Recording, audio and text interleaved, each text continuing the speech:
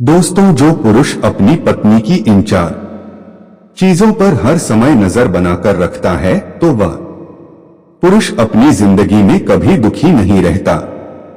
नमस्कार दोस्तों, स्वागत है आप सभी का हमारे धार्मिक चैनल ज्ञान गंगा पर। दोस्तों, आज की यह वीडियो आपके लिए बहुत ही ज्ञानवर्धक और महत्वपूर्ण होने वाली है। आज की इस वीडियो में आप जानेंगे कि पति को अपनी पत्नी की किन चीजों को हमेशा देखता रहना चाहिए जिससे उसे कभी पछताना ना पड़े और अपनी जिंदगी में कभी दुखी ना होना पड़े। दोस्तों, आपसे निवेदन है कि वीडियो को पूरा जरूर देखें। तो दोस्तों, आपका ज्यादा समय ना लेते हुए कहानी को शुरू करते हैं। प्रिय बंधुओं, बहुत समय पहले की बात है। किसी नगर में विक्रांत नाम का एक सेठ रहता था। सुलोचना नाम की एक उसके बेटी थी जो देखने में इंद्र की अप्सराओं की तरह लगती थी। सुलोचना रूप और यौवन से इतनी संपन्न थी कि इंद्र भी लालायित होने लगे। दर्शकों, एक दिन की बात है। सुलोचना अपनी सहेलियों के साथ देव दर्शन के लिए घर से निकली। चलते चलते जब वह देवी के मठ के निकट पहुंची तो उसे वहां एक वैश्य कुमार ने देखा। वह वैश्य कुमार उसकी मोहिनी सूरत पर मोहित हो गया और वह उसे काफी देर तक निहारता रहा और सोचने लगा कि ऐसी सुंदर कन्या यदि मुझे मिल जाए तो मेरा जीवन धन्य हो जाएगा। दोस्तों, वैश्य कुमार सुलोचना के प्रेम में पूरी तरह घायल हो चुका था। सुलोचना देवी के दर्शन करके अपने घर वापस लौट आई। उधर वह वैश्य कुमार उसकी यादों में रात भर करवट बदलता रहा। बार बार उसकी आंखों के सामने सुलोचना की अलौकिक छवि आ जाती थी। जैसे तैसे करके उसने रात बिताई। सवेरा होते कि वह सेठ के बगीचे में जाकर बैठ गया। सोचने लगा, आज जब वह आएगी तो उससे मैं अपने मन की बात कह दूंगा। प्रिय दर्शकों, संयोग से उस दिन सुलोचना अपने बगीचे में टहलने के लिए गई और उसकी सहेलियां पीछे रह गई।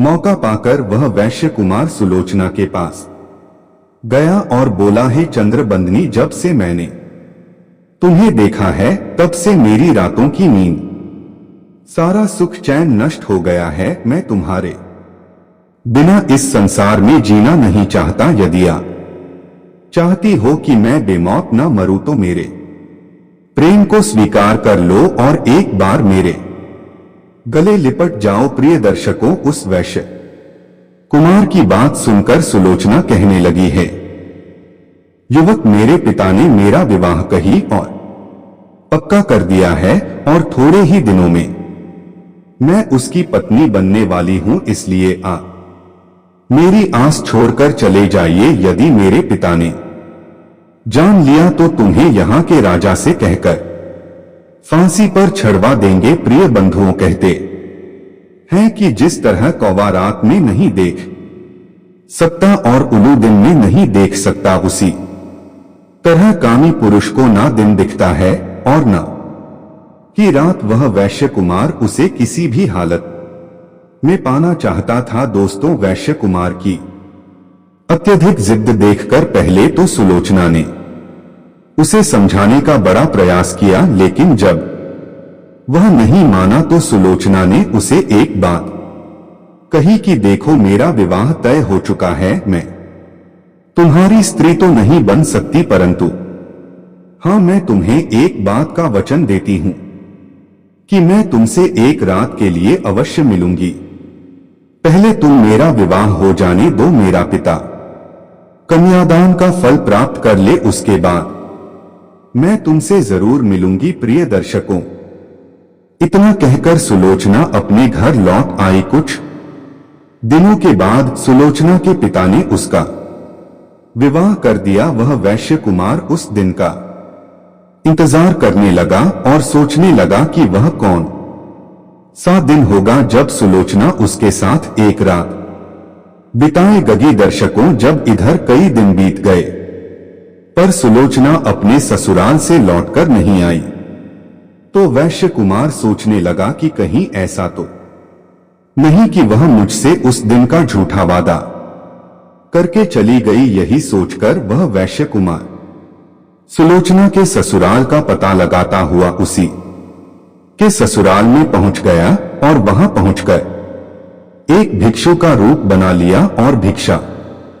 मांगते मांगते सुलोचना के घर के द्वार पर भी जा पहुंचा। उधर जब सुलोचना भिक्षा लेकर आई तो वह उसे देखते ही पहचान गया और बोला, प्रिय, क्या तुमने मुझसे झूठा वादा किया था कि मैं एक दिन तुमसे जरूर मिलूंगी? क्या तुम्हें पता है मैंने इतने दिन कैसे गुजारे हैं? एक एक दिन एक वर्ष के समान व्यतीत हुआ है। भिक्षुक की बात सुनकर सुलोचना कहने लगी, देखो, मैं अब तक तुमसे नहीं मिल सकी, यह मेरी मजबूरी है, लेकिन जब तुम यहां तक आ ही गए हो तो परेशान मत हो। आज रात में तुमसे मिलने जरूर आऊंगी। तुम नगर से बाहर तालाब के किनारे बगीचे में मेरा इंतजार करना। दर्शकों, इतनी बात सुनकर उस वैश्य कुमार की खुशी का ठिकाना नहीं रहा और वह यह सोचने लगा कि कैसे भी सूर्य दिन में ही अस्त हो जाए, और जैसे तैसे करके उसने दिन व्यतीत किया। जब रात हो गई तो वह उस बगीचे में छुपकर बैठ गया और सुलोचना के आने का इंतजार करने लगा। इधर सुलोचना ने क्या किया कि परिवार के सभी लोगों को भोजन कराया और कुछ भोजन थाली में रखकर अपने पति के पास पहुंची। सारे लोग तो भोजन करके सो चुके थे, लेकिन उसका पति अभी जाग रहा था। उसने अपनी पत्नी सुलोचना से जब आलिंगन करना चाहा तो सुलोचना ने उसे ऐसा करने से रोक दिया और पलंग में उदास होकर बैठ गई। उदास देखकर उसके पति ने सोचा, जरूर आज किसी ने इससे भला बुरा कह दिया होगा, या हो सकता है मुझसे कोई भूल हो गई हो। दर्शकों, सुलोचना का पति उसे बार बार मनाने का प्रयास कर रहा था और उसके दुखी होने का कारण पूछ रहा था और कहने लगा, प्रिय, काफी दिन से तुम अपने माता और पिता से नहीं मिल पाई हो, कहीं तुम इसलिए तो उदास नहीं हो या फिर हमारे घर में किसी ने तुम्हारा अपमान कर दिया है? मुझे साफ साफ बताओ, आखिर बात क्या है? मैं तुम्हारी परेशानी दूर करने का प्रयास करूंगा। पत्नी का दुख दूर करना पति का धर्म है। पत्नी किसी बात को लेकर दुखी रहे और पति उस पर ध्यान ना दे तो ऐसे पति को धिक्कार है। माता पिता से अलग होकर अपने भाई बहन का त्याग कर अपने मायके के संबंधियों को भुलाकर एक स्त्री सिर्फ अपने पति के आश्रय में रहने के लिए ही आती है, चाहे सास पूछे या ना पूछे और ससुराल में कोई बात करे या ना करे, परंतु पति को उसका हर हाल पूछना चाहिए। वह किस तरह खुश रहेगी, उसे हर तरह से खुश रखना चाहिए। प्रिय दर्शकों, यदि पुरुष अपनी पत्नी की इन चार बातों पर नजर बनाए रखे तो उसका जीवन खुशियों से भर जाएगा। पहली बात, वह अपने माँ बाप से अलग होकर अकेलापन तो महसूस नहीं कर रही है। दूसरी बात, पूरे घर का काम करते करते कहीं वह थका हुआ तो महसूस नहीं कर रही है, कहीं उस पर काम का बोझ अधिक तो नहीं डाल दिया है और वह आपसे कहने की हिम्मत नहीं जुटा पा रही हो। वह आपसे ना भी कहे तो उसकी समस्या को समझकर पति को चाहिए कि उसका काम कम करने का प्रयास करे। तीसरी बात, घर परिवार में कोई उसे व्यर्थ परेशान तो नहीं कर रहा है, कोई उसे अपशब्दों का प्रयोग तो नहीं कर रहा है जिससे वह अपने आप अपमानित महसूस कर रही हो। चौथी बात, कहीं घर में रहते रहते वह बोर तो नहीं हो रही है। यदि ऐसा है तो पति उसे अपने साथ बाहर घुमाने ले जा सकता है। कई बार पत्नियों की यह आदत होती है कि वह छोटी मोटी बीमारी को छुपा लेती है, पति का धन खर्च ना हो जाए, इसलिए वे अपने कष्ट को सहन कर लेती हैं। पति से कहती नहीं तो पति को चाहिए कि उनके स्वास्थ्य को लेकर हर समय सक्रिय रहे। इसके विपरीत पति को इन बातों पर भी नजर रखनी चाहिए कि किसी गलत संगत से उसकी पत्नी का चरित्र तो नहीं बिगड़ रहा है और उसकी गैर मौजूदगी में उसकी पत्नी अकेली बाहर तो नहीं घूमने जाती है, पड़ोसियों के घर अधिक उठना बैठना तो नहीं है। कई बार हमारी लापरवाही उनके चरित्र को बिगाड़ देती है। कहते हैं अन्य पुरुषों के साथ रहना, उठना बैठना, सामने होकर अधिक बातचीत करना और हद से ज्यादा स्वतंत्र छोड़ देना, दूसरे के घर में निवास करने देना, यह सब नारियों के लिए दोष बताए हैं। पत्नी को इन सब से दूर रखना ही उचित है। शुक्र नीति कहती है कि एक समझदार और सुशील स्त्री घर पर यदि पति पिता पुत्र को ही समय देना चाहिए और घर के कार्यों के अलावा अन्य कार्यों में ज्यादा समय नहीं देना चाहिए। हंसी मजाक करने वाले पति के मित्र से भी व्यर्थ मोह नहीं लगना चाहिए और किसी अन्य पुरुष के साथ बैठना और अत्यधिक हंसी मजाक करना कुलीन स्त्रियों के चरित्र को बिगाड़ने का काम करती हैं। दुष्ट पुरुषों के साथ बैठकर हंसी मजाक करना स्त्रियों के लिए उचित नहीं है, क्योंकि कहते हैं आजाद स्त्रियों को निडरता एकांत में बुरे आचरण के लिए सफल हो जाती है। उत्तम स्त्रियां ऐसा नहीं करती और इसलिए उनका चरित्र नहीं बिगड़ता और उनकी समाज में निंदा भी नहीं होती। प्रिय दर्शकों, सुलोचना के उदास होने का कारण जब उसके पति ने पूछा तो वह कहने लगी है, प्रियतम तुमसे बढ़कर मेरे लिए इस संसार में कोई नहीं है, लेकिन आज मैं तुमसे एक बात कहना चाहती हूं, यदि मेरी गलती को क्षमा कर दो तो पति बोला, हां प्रिय, मैं तुम्हारी किसी भी गलती को क्षमा कर दूंगा, तुम बोलो तो सही। दर्शकों, तब सुलोचना बड़े ही दुख और शर्म के साथ अपने पति को बताती है कि हमारी शादी से पहले की बात है, एक वैश्य कुमार मेरी सुंदरता पर मोहित हो गया था और कई दिनों तक उसने मेरा पीछा किया। एक दिन वह मेरे बगीचे में आया और बोला कि यदि तुमने मुझसे विवाह नहीं किया तो मैं तुम्हारी आंखों के सामने अपने प्राण त्याग दूंगा। मैं उसके मरने की खबर सुनकर भयभीत हो गई और मैंने उसे बताया कि मेरा विवाह तय हो गया है और मैं अब किसी अन्य पुरुष को स्वीकार नहीं कर सकती। लेकिन वह किसी भी तरह से समझने को तैयार नहीं था। तब मैंने उससे एक वादा किया कि मैं जीवन भर तो नहीं पर एक रात के लिए उसकी पत्नी जरूर बनूंगी। वह मेरी इस बात पर मान गया और तब से लेकर अब तक मैं अपना वचन नहीं निभा पाई और मैं उससे मिलने नहीं जा पाई। वह इंतजार करता करता वह हमारे घर के दरवाजे तक आ गया।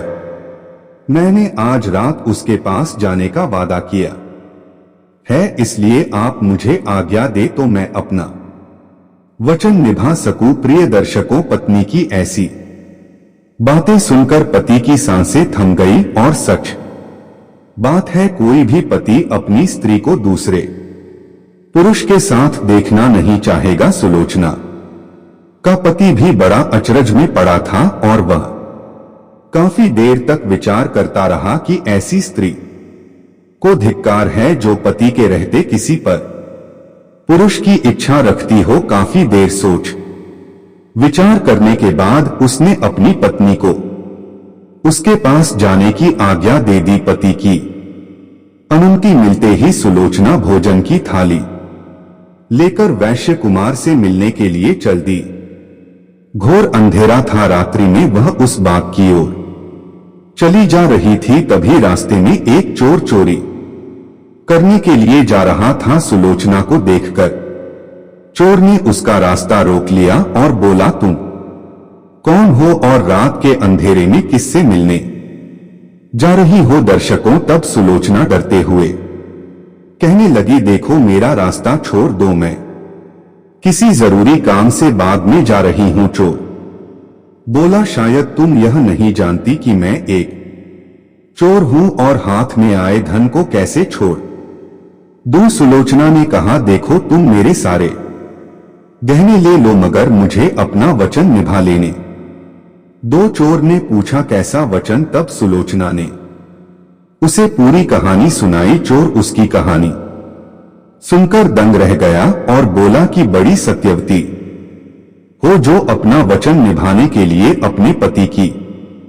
आज्ञा लेकर आई है। प्रिय दर्शकों, चोर चोरी करना भूल गया और वह भी उसे भोगने की इच्छा जताने लगा। सुलोचना ने कहा, ठीक है, पहले मैं उससे मिल आऊं, लौटकर मैं तुम्हारे पास जरूर आऊंगी। चोर ने सोचा, इतनी वचन की पक्की है तो लौटकर जरूर आएगी, और चोर उसी स्थान पर उसका इंतजार करने लगा। इधर क्या हुआ कि सुलोचना उस वैश्य कुमार के पास पहुंची और उसे भोजन कराया। वैश्य कुमार ने देखा कि सुलोचना इतनी रात गई अपने वचन निभाने के लिए मेरे पास आई है, तो उसकी ईमानदारी से बड़ा प्रश्न हुआ और उसकी सोच बदल चुकी थी।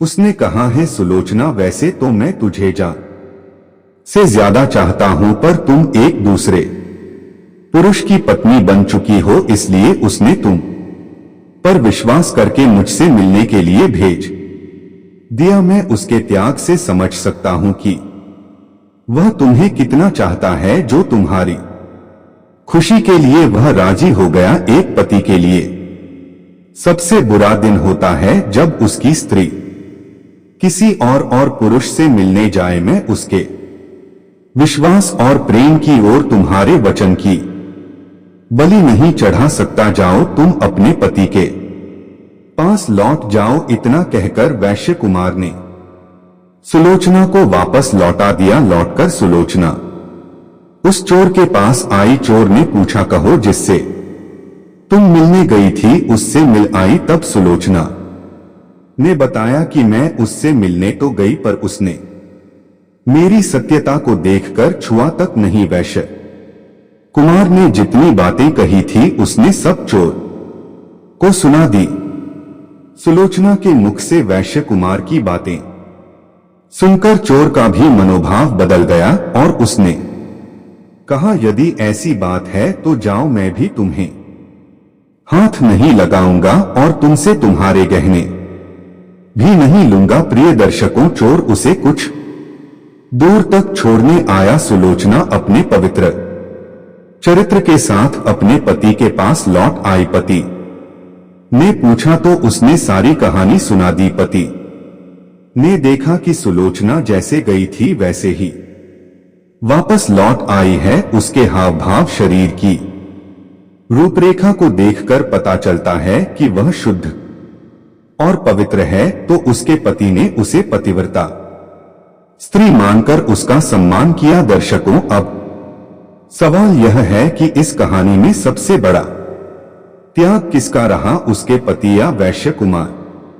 का, या फिर उस चोर का? पति का त्याग तो यह था कि उसने अपनी पत्नी की बात मानकर उसे दूसरे पुरुष के पास भेजा। वैश्य कुमार का त्याग यह था कि जाने कितने दिनों से वह सुलोचना से प्रेम कर रहा था और मिलने के लिए छटपटा रहा था। उसके लिए उसने भिक्षु का भेष बनाया और अपने घर को छोड़कर सुलोचना के ससुराल आया और फिर उसे जाने दिया। चोर का त्याग यह था कि जिसका काम है चोरी करना, उसने स्त्री को तो छोड़ा, साथ ही उसके गहने को भी नहीं लूटा। इसका जवाब आप सभी कमेंट बॉक्स में जरूर दीजिएगा। दोस्तों, अगर वीडियो पसंद आई हो तो वीडियो को लाइक जरूर करें। आशा करते हैं यह जानकारी आपको अच्छी लगी हो।